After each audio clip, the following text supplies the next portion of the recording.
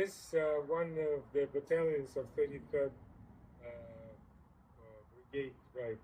And they recently actively participated in the offensive near Dobropilya against the Russians, and caught a lot of Russian prisoners and pushed Russians from many positions.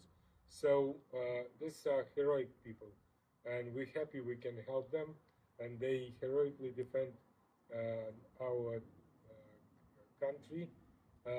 They before were called UDA, Ukrainian Volunteer Army. So this is for all, and thank you all our sponsors, and the soldiers thank them too. And Slava Ukraini! Героям слава!